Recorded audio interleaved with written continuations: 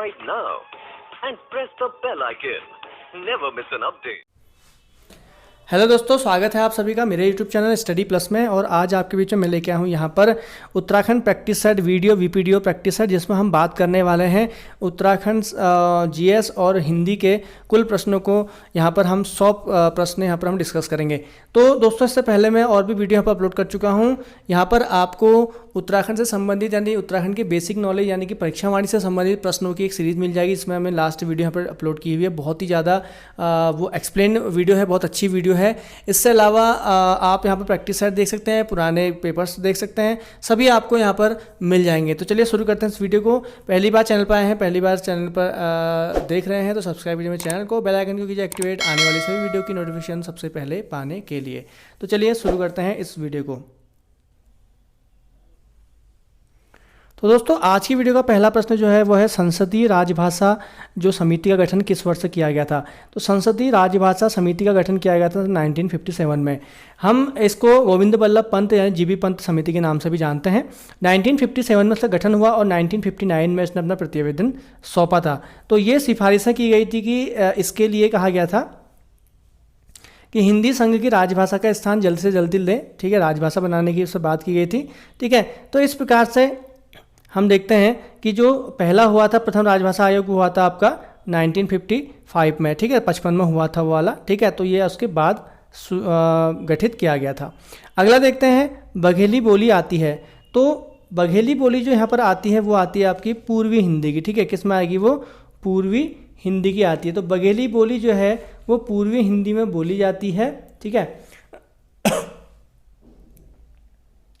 इसके अलावा हम यहाँ पर ऑप्शन देखें पश्चिमी हिंदी, तो पश्चिमी हिंदी में ब्रिजभाषा आती है, कन्नौजी आती है, बुंदेली आती है, कौरवी आती है, खड़ी बोली आती है। ठीक है, इसके अलावा आपका बिहारी वगैरह जो आती है उसमें आपका कौन कौन भोजपुरी आ जाती है। ठीक है, राजस्थान में मारवाड़ी आ जाएगी, जयपुरी आ जाएगी, मेवाती आ जाएगी। ठीक है, इस प्रकार के आ जाते हैं। ठीक है, अगला है हमारा निम्नलिखित में से कौन सी भाषा संस्कृत की अपभ्रंश है।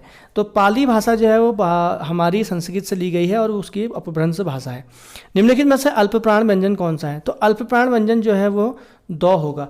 अल्पप्राण और महाप्राण में क्या होता है, यहाँ पर बताया जाता है कि जो किसी भी वर्ग का पहला अक्षर जो होता है वो अल्पप्राण होता है, दूसरा महाप्राण होता है, फिर अल्प होता है, फिर महा होता है। यानी कि पहला अक्षर और तीसरा अक्षर और पांचवा अक्षर अल्पप्राण होते हैं। यहाँ पर पूछा गया है आपसे अल्पप्राण व्यंजन कौन सा है। तो हम तो थो दो जब करते हैं तो तीसरा अक्षर आता है दो, तो दो जो तीसरा अक्षर है वो आपका अल्पप्राण हो जाता है। ठीक है, अगला है शुद्ध वर्तनी का चयन कीजिए। शुद्ध वर्तनी जो है इसमें वो है प्राक कथन है। तो शुद्ध वर्तनी जो इसमें है वो कौन सी है? प्राक कथन हो जाएगी। ठीक है, इसके अलावा अगला हम देखते हैं यहाँ पर अगला प्रश्न है सदैव में प्रयुक्त संधि का नाम क्या है। तो सदैव में स्वर संधि आप जानते हो, जिसमें आपका वृद्धि संधि आता है, सदाधन एव। ठीक है, इसके बाद अगला आता है सुत शब्द में स्त्रीवाचक बनाने के लिए किस प्रत्यय का प्रयोग किया जाएगा। तो सुत शब्द में अगर हम आ जोड़ेंगे तो सुता हो जाएगा और ये हो जाएगी स्त्रीलिंग, ये आपकी संज्ञा हो जाएगी, स्त्रीलिंग शब्द बन जाएगा। अगला है चाय किस भाषा का शब्द है। तो चाय जो है वो चीनी भाषा का शब्द है।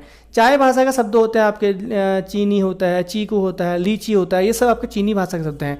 जापान में रिक्शा हो गया, सायनारा हो गया, ये आते हैं। पुर्तगाल में पादरी आ जाता है। पास्तो शब्द में भी आपके ऐसे कुछ शब्द आपको देखने को मिलेंगे। ठीक है, तो पुर्तगाली शब्द जो होता है उसमें पादरी वगैरह आ जाता है। ठीक है, ये हमने देखा। चलिए आगे बढ़ते हैं। 9वां प्रश्न यहाँ पर देखते हैं, निम्नलिखित में से रूढ़ शब्द है। रूढ़ शब्द वो शब्द होते हैं जिस पर हम सार्थक इनको तोड़ नहीं सकते। तो घोड़ा यहाँ पर एक रूढ़ शब्द है। ठीक है, रूढ़ शब्द जो होते हैं जिनका हम क्या कर सकते हैं, विखंडन नहीं कर सकते हैं। अगर विखंडन करने के बाद उनका कोई भी अर्थ नहीं निकलता है तो रूढ़ शब्द हो जाते हैं।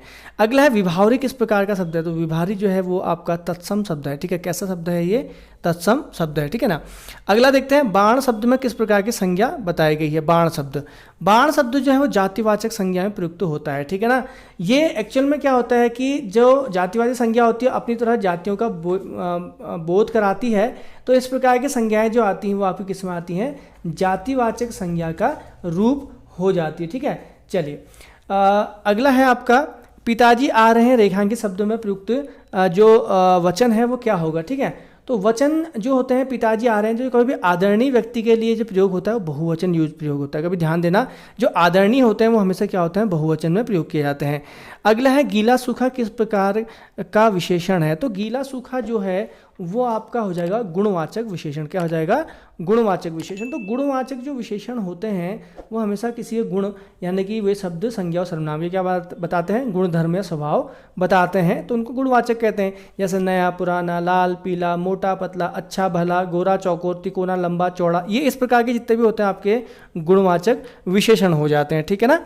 चलिए, सर्वनामिक विशेषण अगर यहाँ पर बात, जो सर्वनाम विशेषण के तौर पे प्रयोग किए जाते हैं वो सर्वनामिक विशेषण हो जाते हैं। जैसे हमने बहुत बार इसके बारे में डिस्कस भी किया हुआ है, इसकी वीडियो आपको मिल जाएगी। ये भी विशेषण के बारे में अगर अच्छे से जानना चाहते हो तो यहाँ पर आप वीडियो में डिस्क्रिप्शन में पूरा सा देख सकते हैं। अगला आता है आपका गीत गाया गया वाक्य कैसा है। तो गीत जो गाया गया है ये किस प्रकार का वाक्य हो जाएगा? तो ये वाक्य हो जाएगा आपका कर्मवाच्य। ठीक है, कर्मवाच्य होते हैं, कर्तवाच्य होते हैं और भाववाच्य होते हैं। ये आपको पता है कि वाच्य इस प्रकार से दिए होते हैं। ठीक है ना। तो कर्मवाच्य में क्या होता है कि आपका जो कर्मवाच्य होता है उसमें क्या होता है, क्रिया के जो कर्मवाच्य उसे कहेंगे जिसमें क्या है, जिससे वाक्य में कर्म की प्रधानता का बोध होता है, यानी कर्म यानी कार्य का प्रधानता का बोध होगा, और ठीक है उसको हम कर्मवाच्य कहते हैं। कर्तवाच्य हम उसे बोल देते हैं जिसमें क्या होता है कि वाक्य में कर्ता की प्रधानता होती है, इसमें जैसे राम है, गीता है, सीता है। अगर हम सीता ने गाना गाया होता तो यहाँ पर कर्मवाच्य। भाववाच्य हो जाता है, इसमें भाव का प्रयोग होता हो, जो भाव जो उसमें प्रधानता का बोध होता हो। ठीक है ना। चलिए आगे बढ़ते हैं। कवित्री स्त्रीलिंग है, तो कवित्री जो स्त्रीलिंग है तो जो कवि का स्त्रीलिंग जो होता है कवित्री, ये आपको बताना है कि स्त्रीलिंग में कौन सा इसमें सही होता है। तो कवित्री होता है ये वाला। ठीक है, सी वाला इसका सही आंसर होगा। तो कवि का स्त्रीलिंग क्या हो जाएगा? कवित्री हो जाता है। ठीक है ना। चलिए आगे देखते हैं हम। उत्कर्ष का विशेषण क्या होगा? उत्कर्ष का विशेषण उत्कृष्ट होता है। ठीक है, ये इंपॉर्टेंट है। अगला है, निम्नलिखित में से कबूतर का पर्यायवाची शब्द नहीं है। कबूतर का जो पर्यायवाची शब्द नहीं है वो सुनक होता है। सुनक जो है आपका कुत्ते का हो जाता है, बाकी सारे के सारे कबूतर के पर्यायवाची शब्द हैं। अगला है, टिप्पण लेखन में उच्च अधिकारी किस ओर हस्ताक्षर करते हैं? टिप्पण लेखन में जो उच्च अधिकारी होते हैं वो हमेशा दाईं ओर हस्ताक्षर करते हैं। चिट्ठी सरैन और जल तरंगे किसकी रचनाएं हैं? बहुत इंपॉर्टेंट है, ये शैलेश मटियानी की इंपॉर्टेंट यानी कि महत्वपूर्ण आपकी रचनाएं हो जाएंगी। ठीक है ना। चलिए आगे देखते हैं। महादेवी वर्मा जी का जन्म कब हुआ था? तो महादेवी वर्मा का जन्म 1907 में हुआ था। बहुत बार एक प्रश्न पूछा गया है महादेवी वर्मा का। ठीक है, अगला हम देखते हैं। अब आता है हमारा यहाँ पर उत्तराखंड से संबंधित प्रश्न। तो उत्तराखंड से संबंधित प्रश्नों में हम देखते हैं सबसे पहले, जौनसार समाज में जन्मोत्सव आदि पर किया जाने वाला नृत्य कौन सा है? ठीक है, तो अब ये जो जौनसार समाज होता है इसमें एक नृत्य होता है बुढ़ियात नृत्य। ये जो नृत्य होता है जौनसार समाज में जन्मोत्सव आदि में ही किया जाता है नॉर्मली। ठीक है, उस समय ये नृत्य ज़्यादा वहाँ पर बहुत ज़्यादा फेमस है। इसके अलावा हारुल नृत्य भी जौनसारी ही करते हैं, वो अलग फंक्शन में करते हैं। घुघुती नृत्य गढ़वाल में ही किया जाता है बच्चों द्वारा, और चांचरी नृत्य जो है वो भी गढ़वाल में किया जाता है, जो घोड़े का एक पर्याय है। अगला निम्नलिखित में से कलाश्री अवार्ड प्राप्तकर्ता गायिका कौन थे? तो ये उर्मी नेगी जो है ये कलाश्री अवार्ड प्राप्तकर्ता गायिका हैं। ठीक है दोस्तों, वीडियो अच्छी लग रही हो तो लाइक जरूर करते हुए चलना और शेयर भी आपको करना है। ठीक है, वीडियो बहुत ज़्यादा लंबी ना हो इसलिए मैं इसको हर किसी को एक्सप्लेन यहाँ पर नहीं कर पाऊंगा। ठीक है, नहीं तो बहुत लंबी वीडियो यहाँ पर हो जाएगी। ठीक है ना। चलिए हाँ, अगर आपको कोई प्रश्न पूछना है तो आप कमेंट करके पूछिए, उसका उत्तर आपको जरूर दिया जाएगा। अगला है, निम्नलिखित त्योहार में कौन सा रात में भेला खेला जाता है? भेला दीपावली के दिन खेला जाता है, दीपावली के रात को भेला खेला जाता है। ठीक है ना। गौचर मेला कब लगता है? देखो, गौचर मेला की शुरुआत की गई थी 1943 में। ये बर्नाडी द्वारा की गई थी, अंग्रेज थे कोई, उनके द्वारा की गई थी। तो जवाहरलाल नेहरू के जन्मदिन पर की गई थी। तो 14 नवंबर इसका सही आंसर हो जाएगा। ठीक है, 14 से लेकर कुछ दिन तक लगता है, एक साप्ताहिक मेला है तो लंबे समय तक ये लगता है, 14 को शुरू हो जाता है।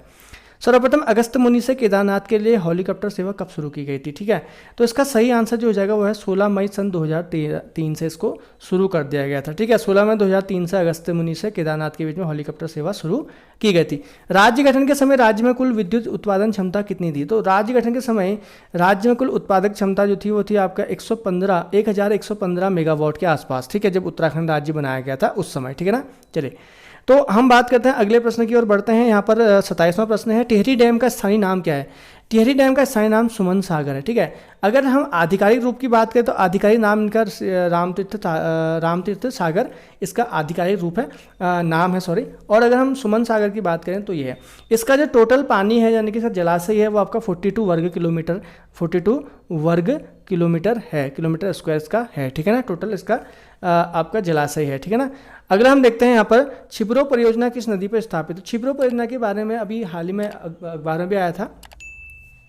छिबरा परियोजना टॉन्स नदी पे है। वैसे अखबार में क्यों आया था बताता हूँ आपका, कि यहाँ पर कोई 2 मजदूर काम कर रहे थे तो वो अचानक लापता हो गए थे या बह गए थे, कुछ ऐसा इसके बारे में सुनने में आ रहा है। तो छिबरा परियोजना टॉन्स नदी पर है। वैसे ही बहुत बार ये पूछी गई है समूहों में। अगला आता है आपका रानीखेत पर्वत श्रेणी कहाँ स्थित है। तो रानीखेत पर्वत श्रेणी जो है वो मध्य हिमालय में स्थित है। अधिकांश जो उत्तराखंड के अच्छे जो टूरिस्ट स्पॉट हैं वो आपके मध्य हिमालय में देखने को मिलते हैं, ठीक है। पर्यटकों की नगरी इसको कहा जाता है रानीखेत को, ठीक है। गगास नदी के तट पर स्थित है। रानीखेत जो है उसको 1969 में बसाया गया था ना अंग्रेजों द्वारा, ठीक है ना, 1869 सॉरी। चलिए आगे बढ़ते हैं। यहाँ पर निम्नलिखित में सही सुमेलित आपको करना है, और सही सुमेलित में आपको बताना है कि कौन सी नदियाँ हैं जो जिनका नदियाँ हैं, और उन नदियों का आपको बताना है कि लंबाई कितनी कितनी है। देखो टॉन्स से बिल्कुल सही है, ये आपकी 140 किलोमीटर ही है। टॉन्स से निकलती है आपकी रुपिन सुपिन नदियों से मिलके बनती है, और उसके बाद डाक पत्थर में यमुना से मिल जाती है। अगला है भागीरथी नदी 205 किलोमीटर है, बिल्कुल सही है। भागीरथी निकलती है आपकी गोमुख से और देवप्रयाग में अलकनंदा से संगम बनाने के बाद गंगा कहलाती है।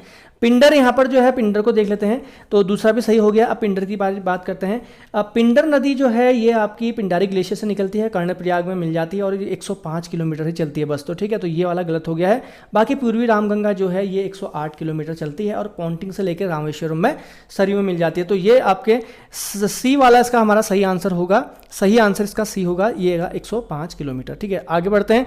निम्नलिखित में से सुमेलित नहीं है, आपको बताना है कि कौन सा सुमेलित नहीं है, यहाँ पर बताना है, ठीक है। तो यहाँ पर हम बात करेंगे यमताल टिहरी में, बिल्कुल सही है, ये मैं आपको बता चुका हूँ। अगर आपने वीडियो नहीं देखी है मेरी ज्योग्राफी वाली, उसको जरूर देखिए। उसमें तालों के बारे में बिल्कुल एक्सप्लेन किया गया है, हर ताल के बारे में, वो आप जरूर देखिए। ताराकुंड दुधादेली में बिल्कुल सही है। सिद्धताल चमोली में बिल्कुल सही है। बदाणी ताल उत्तरकाशी में नहीं है, ये रुद्रप्रयाग में है बदाणी ताल, ठीक है। तो बदाणी ताल कहाँ है, रुद्रप्रयाग में स्थित है। अगला है हमारा निम्नलिखित में से किस ताल का आकार अंडाकार है। अंडाकार जो ताल है इसमें वो है भेंक ताल, ठीक है। तो भेंक ताल अंडाकार है। भेंक ताल जो है रुद्रप्रयाग में बधान के पास ही स्थित है, और इसका आकार क्या है, अंडाकार है, ठीक है। अगला देखते हैं। यहां पर निम्नलिखित में से सर्वाधिक क्षेत्रफल वाला वन्यजीव विहार कौन सा है। तो सर्वाधिक क्षेत्रफल वाला वन्यजीव विहार की हम यहाँ पर बात करें अगर, तो ये जो हो जाएगा आपका, इसका सही आंसर वैसे है केदारनाथ वन्यजीव विहार, ठीक है। केदारनाथ वन्यजीव विहार जो है इसकी जो टोटल आपके क्षेत्रफल है वह 957 यानी कि 957 पॉइंट में जाए तो 20 वर्ग किलोमीटर है। सबसे बड़ा यही है अभी, ठीक है, बहुत बार पूछा गया है। गोविंद वन्यजीव विहार है आपका 485 वर्ग किलोमीटर, 1955 में बनाया गया था गोविंद वन्यजीव विहार, ये पूछा गया था। और केदारनाथ बनाया गया था 1972 में, ठीक है। इसके बाद आपका नंदौर वन्यजीव विहार है, तीसरा ऑप्शन जो है नंदौर वन्यजीव विहार नया है, ये 2012 में बनाया गया था, और ये 269 वर्ग किलोमीटर तक इसका है, किलोमीटर स्क्वायर, ठीक है। इसके अलावा सोनानदी वन्यजीव विहार जो है वो 1987 में बनाया गया था, और 301 किलोमीटर वर्ग किलोमीटर इसकी आपका क्षेत्रफल है। अगला है कांचुला खर्क में एक कस्तूरी मृग प्रजनन और संरक्षण केंद्र की स्थापना कब की गई थी। इसका सही उत्तर है 1982 में। 1982 में जब 1980 और 81 में कस्तूरी मृग फार्म योजना चलाई गई थी, तो 1982 में उसी के अंतर्गत कांचुला खर्क में जो चमोली में है कस्तूरी मृग और प्रजनन केंद्र की स्थापना की गई थी। अगला आएगा कौन सा 2 वर्षीय फसल चक्र उत्तराखंड में वर्षा आश्रित क्षेत्रों में लोकप्रिय है। तो उसका सही आंसर हो जाएगा आपका धान, मडुआ और पड़ती, ठीक है। धान, मडुआ, गेहूं और पड़ती इसमें लोकप्रिय है। अगला है उत्तराखंड में भकार शब्द का प्रयोग किया जाता है। तो भकार शब्द का प्रयोग होता है खाद्यान्न के भंडारण हेतु। तो पहले के ज़माने में भकार होते थे बड़े बड़े, उसमें खाद्यान्नों का भंडारण किया जाता था ताकि वो खराब ना हो। अगला है जैन ग्रंथ में के अनुसार तीर्थंकर जो थे, प्रथम जैन तीर्थंकर जिनको आदिनाथ या ऋषभ देव भी इनको बोला जाता है, इन्होंने कहाँ पर तपस्या की थी। तो जैन ग्रंथ में अनुसार इन्होंने जो तपस्या की थी वो की थी हरिद्वार में, ठीक है। तो हरिद्वार में इन्होंने आदिनाथ या ऋषभ देव ने तपस्या की थी, ये जैन ग्रंथों में हमको देखने को मिलता है। निम्नलिखित में से 4 सिद्धों में से कौन सा एक देहरादून में स्थित नहीं है। तो इसमें से जो भैरव सिद्ध है वो देहरादून में स्थित नहीं है। कालू सिद्ध, माणक सिद्ध, लक्ष्मण सिद्ध, ये सब आपके कहाँ स्थित है, देहरादून में स्थित हैं। अगला है चतुरंगी ग्लेशियर कहाँ है। चतुरंगी ग्लेशियर जो है वो उत्तरकाशी में है। उत्तरकाशी में गंगोत्री के पास ऐसे ग्लेशियर हैं जो अपने रंगों के लिए जाने जाते हैं, जैसे रक्तवन ग्लेशियर हो गया या नीला पीला, ऐसे करके ग्लेशियर वहाँ पर और भी हैं। उनको 4 ग्लेशियर हैं अलग, चतुरंगी ग्लेशियर उनको बोला जाता है। ये एक्चुअल में वहाँ पर पाए जाने वाले विशेष प्रकार के शैवाल या घास की वजह से सूरज की रोशनी में चमकते हैं, इसलिए चतुरंगी ग्लेशियर कहा जाता है, उत्तरकाशी में है। टिम्मरसैण गुफा कहाँ है। तो टिम्मरसैण गुफा जो है वो आपका चमोली में स्थित है, ठीक है, टिम्मरसैण गुफा। अगला किस पशु के अवशेष सिंधु घाटी सभ्यता में प्राप्त नहीं हुए हैं। तो वह शेर, बहुत इंपॉर्टेंट है। बाकी सभी के घोड़े के हैं, सुतकांगे डोर से मिले हैं, गाय के अवशेष हमको मिल जाते हैं, हाथी के अवशेष मिल जाते हैं, लेकिन शेर के अवशेष हमको किसी भी आपका नहीं मिलता, इसलिए शेरों के बारे में उनको शायद नॉलेज नहीं थी, कुछ ही आपका किसी में अंकन भी उनका नहीं किया गया है। अगला है गोत्र व्यवस्था का प्रचलन कब हुआ था। देखो गोत्र व्यवस्था का प्रचलन कब से स्टार्ट हुआ था, तो गोत्र का जो प्रचलन हुआ था वो उत्तर वैदिक काल में हुआ था। जो हम गोत्र अपने लगाते हैं, आप देखते हो कोई भरद्वाज होता है, कोई वशिष्ठ होता है ना, आपका कोई कश्यप होता है, इस प्रकार से अलग अलग गोत्र होते हैं। एक्चुअली 7 ऋषियों द्वारा या कुछ ऋषियों द्वारा दिए गए अपने नाम हैं, जो उस समय उत्तर वैदिक काल में बहुत ज़्यादा प्रचलन में हो गए थे गोत्र व्यवस्था का, ठीक है ना। अगला है 3 ऋण में शामिल नहीं है। देखो यहाँ पर 3 ऋण दिए गए हैं और ये 3 ऋण जो थे वो सूत्र काल में हुआ करते थे, हालांकि ऊपर वाले क्वेश्चन का आंसर है। नीचे वाले में जो है 3 ऋण में शामिल है। तो सूत्र काल में जो आपका 600 से लेकर 300 ईस्वी के आसपास चलता है, उसमें एक सूत्र काल में गृह सूत्र आता है। उस गृह सूत्र में 3 ऋण दिए गए हैं, देव ऋण, पितृ ऋण और ऋषि ऋण। मातृ ऋण का कोई भी उल्लेख नहीं किया गया, यानी कि अगर माता ने आपको पैदा किया है, माता ने आपका जन्म आपको दिया है, तो माता के प्रति आपका कोई भी ऋण नहीं दिखाया गया था, क्योंकि सूत्र काल और उत्तर वैदिक काल में आता था स्त्रियों की दशा इतनी खराब हो चुकी थी कि स्त्रियों को उस समय बिल्कुल भी कोई वैल्यू नहीं दी गई थी, ठीक है। देव ऋण का मतलब होता है कि आप घर में रह के पूजा पाठ करो, क्योंकि जो गृहस्थाश्रम होता है, 3-4 आश्रम होते थे उस समय, आपका पता है। फर्स्ट जो सेकेंड वाला गृहस्थाश्रम होता, पहले तो आपका जो होता था, आपका जो आश्रम होता था जिसमें हम शिक्षा आश्रम जो शिक्षा इसमें प्राप्त करते थे, दूसरा गृहस्थ था, तीसरा संन्यास था, चौथा वानप्रस्थ आश्रम था। तो जो फर्स्ट वाला था, उसके बाद जो गृहस्थ आश्रम आता है उसमें 3 ऋण बताए गए हैं ये वैसे। तो इसमें आपका देव ऋण जो बताया गया है, इसमें क्या करना है, आपको घर में रह के पूजा पाठ करनी है, तो देवता का ऋण आप चुकाओगे। पितृ ऋण में कहा गया है कि अगर आप अपनी तरह एक पुत्र को जन्म दोगे तभी आपका पितृ ऋण होगा, जिसकी वजह से स्त्रियों की दशा और खराब हो गई थी। तीसरा है ऋषि ऋण। ऋषि ऋण में कहा गया था कि आप क्या करोगे, पूजा पाठ घर में अपना विद्या अध्ययन करते रहोगे, जिस ऋषि से आपने अध्ययन किया है तो उसका आप ऋण चुकाओगे, ठीक है। तो इस प्रकार के 3 ऋण की बात कही गई है। अगला है 44, गौतम बुद्ध ने अपनी मृत्यु के बाद बौद्ध संघ का नेतृत्व किसे नामित किया गया था। तो इसका सही आंसर हो जाए किसी को भी नहीं, यानी कि बौद्ध धर्म में जब बौद्ध संघ एक बनाया गया था गौतम बुद्ध द्वारा, धर्म जब आपका फर्स्ट उन्होंने जो धर्मचक्र परिवर्तन पहला उपदेश दिया था सारनाथ में, उसके बाद उन्होंने बौद्ध संघ की स्थापना की थी। इस संघ में हर किसी को प्रवेश कराने के लिए अनुमति लेनी पड़ती थी और हर किसी को इसकी अनुमति थी भी नहीं, महिलाओं को इसमें अनुमति नहीं थी।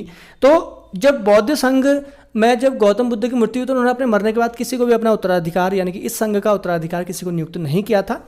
इसमें आनंद जो है उनका बहुत प्रसिद्ध एक शिष्य था, जिसके कहने पर इन्होंने वैशाली में स्त्रियों को बौद्ध संघ में प्रवेश की अनुमति दी थी, ठीक है ना।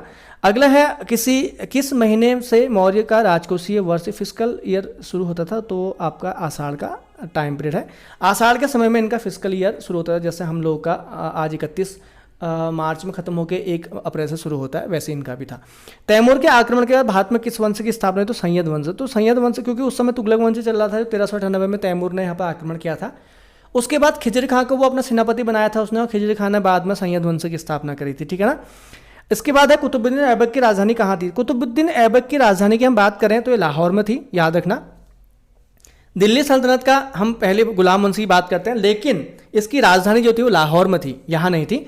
बाद में दिल्ली में राजधानी स्थापित की थी इल्तुतमिश ने, इसलिए इल्तुतमिश को दिल्ली का प्रथम मुस्लिम शासक भी माना जाता है।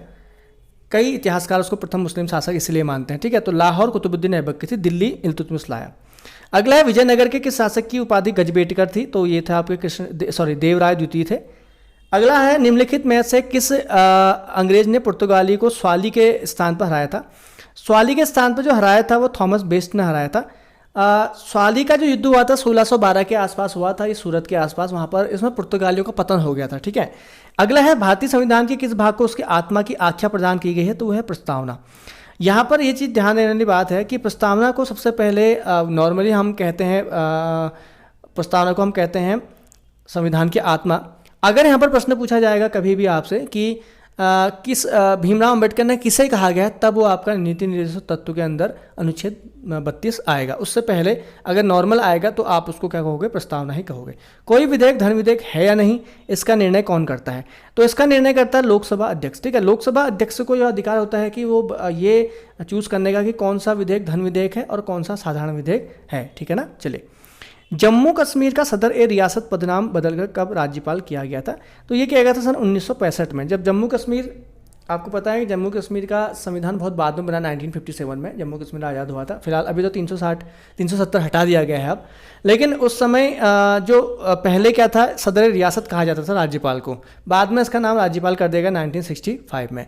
विधानसभा के अध्यक्ष का चुनाव कौन करता है, तो विधानसभा के सदस्य करते हैं। वैसे इसमें विधानसभा के निर्वाचित सदस्य जो होते हैं वो करते हैं।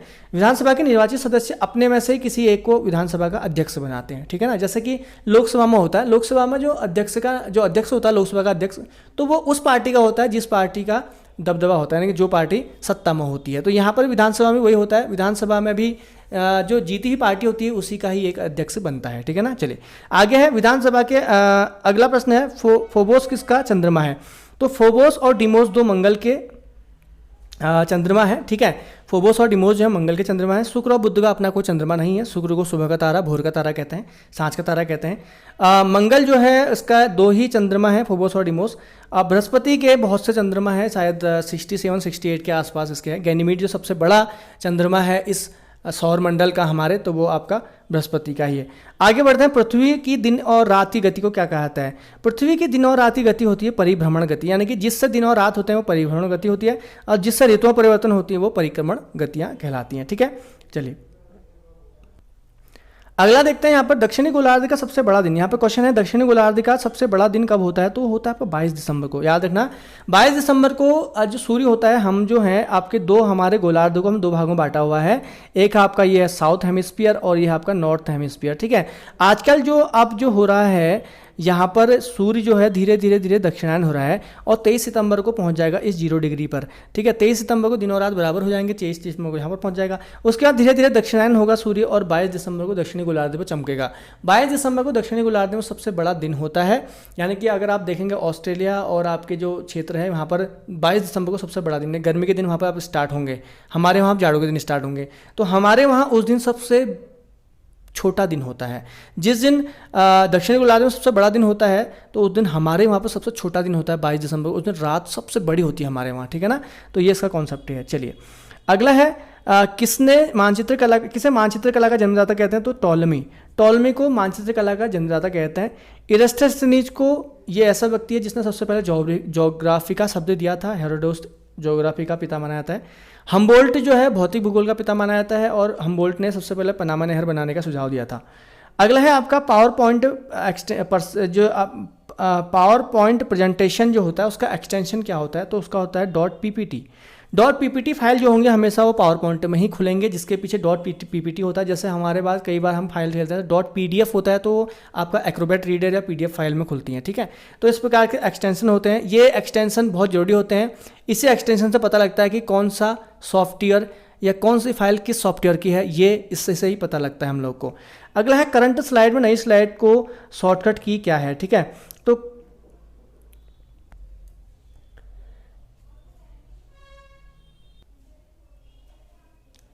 तो इसका जो सही आंसर है करंट प्रेजेंटेशन में नई स्लाइड के लिए, तो वो है Ctrl+M, ठीक है। इसका बी आंसर सही हो जाएगा। कर्सर के राइट साइड में करेक्टर को मिटाने के लिए कौन सी की का उपयोग किया जाता है, तो ये हो जाएगा आपका डिलीट की, ठीक है, बी हो जाएगा। निम्नलिखित में से किस ने ग्राम सुधार समिति की नींव रखी थी, तो ये हो जाएंगे आपके मोहन सिंह मेहता, ठीक है। इन्होंने कहा था मोहन सिंह मेहता ने, ठीक है ना। अगला है प्रेमी पथिक जो कविता है किसने लिखी है, प्रेमी पथिक बहुत प्रसिद्ध रचना है, ये है आपके तोता कृष्ण गहरोला की। अगला निम्नलिखित में से कौन गढ़वाली के रचनाकार नहीं है, तो यह है चिंतामणि जोशी, ठीक है। ये गढ़वाली के नहीं, बाकी सब गढ़वाल के हैं। राज्य में स्कूल चलो अभियान का कब संचालित किया गया था, 1 जुलाई सन 2001 को संचालित किया गया था। इसके बाद है स्वतंत्रता पूर्व राज्य में व्यापार कैसे चलता था, तो ये उपयुक्त सभी द्वारा यहाँ पर सही आंसर हो जाएगा। यानी कि उस समय मेलों के द्वारा व्यापार होता था, प्रदर्शनियों के द्वारा होता था, मध्यस्थों के द्वारा भी व्यापार हुआ करता था। राज्य योजना आयोग का गठन कब किया गया था, तो ये किया गया था 31 मार्च सन 2001 को, ठीक है। अगला है विशेष राज्य का दर्जा प्राप्त राज्यों को केंद्र सहायता में कितने प्रतिशत हिस्सा या अनुदान मिलता है, तो यह 90% का अनुदान लगभग इनको मिल जाता है। देखो बहुत पैसा आता है केंद्र से, ठीक है। हालांकि उत्तराखंड की हालत आज भी वैसे की वैसी है। अगला है आपका कोटली भेल परियोजना किस नदी पर स्थित है, सॉरी ये एक्चुअल में क्या है, किस नदी पर लिख दिया गया है, किस जिले पर स्थित है, ये एक्चुअल में भागीरथी नदी पर है, बताता हूँ, टिहरी में स्थित है ये, ठीक है ना। अगला है पूर्व मध्यकाल के धर्मचक्र परिवर्तन मुद्रा में बुद्ध की मूर्ति कहाँ से प्राप्त हुई है, उत्तराखंड के कौन से स्थान से धर्मचक्र परिवर्तन मुद्रा प्राप्त हुई है, ये गोपेश्वर से प्राप्त हुई है। गोपेश्वर गोथला जिसका पुराना नाम है, इसको एक्चुअल में पहले बौद्ध का बहुत बड़ा धार्मिक स्थान माना जाता था। यहाँ पर बौद्ध का धार्मिक स्थान था। और धर्मचक्र परिवर्तन कहते हैं जब पहली बार बुद्ध को ज्ञान प्राप्त हुआ था और उसके बाद पहली बार उन्होंने सारनाथ में 5 ब्राह्मणों को अपने धर्म की शिक्षा दी थी, तो उसी को धर्मचक्र परिवर्तन कहा जाता है। ठीक है ना। किस स्थान को पुराणों में मुक्ति प्रदा कहा गया है? तो ये बद्रीनाथ इसका सही आंसर हो जाएगा। बद्रीनाथ में उस समय कहा जाता था कि मरने के लिए बद्रीनाथ जाओ या आपके बागेश्वर जाओ या आपको क्या कहते हैं केदारनाथ जाओ। तो ऐसी जगह पर लोग मरने के लिए आते थे, मतलब कई लोग खुदकुशी कर लेते थे वहाँ जाके। तो बद्री को मुक्ति प्रदा भी बद्रीनाथ को कहा गया है। किस तीर्थ को दंड पुष्करणी नाम से जाना जाता है? तो हेमकुंड साहिब को दंड पुष्करणी के रूप से जाना जाता है। ठीक है। हेमकुंड को लोकपाल कहते हैं। यहीं पर लक्ष्मण जी का मंदिर है। 10वें गुरु ने यहाँ पर जो है उन्होंने तपस्या की थी, गुरु गोविंद सिंह ने। यहाँ से लक्ष्मण गंगा निकलती है। अगला प्रश्न है केदारनाथ का रक्षक देवता कौन है? तो भैरव है। भैरव जो है वो केदारनाथ का रक्षक देवता माना जाता है। अगला है मल्लिका देवी मंदिर कहाँ स्थित है? मल्लिका देवी मंदिर जो है वो अल्मोड़ा में स्थित है। अगला है उत्तराखंड की कुल कृषि भूमि के लगभग कितने प्रतिशत भाग पर गेहूं की खेती की जाती है? तो लगभग यहाँ पर 33% भाग पर गेहूं की खेती की जाती है। ठीक है। गेहूं जो है उत्तराखंड की प्रमुख फसलों में से एक है। सर्वाधिक क्षेत्र पर गेहूं ही बोई जाती है।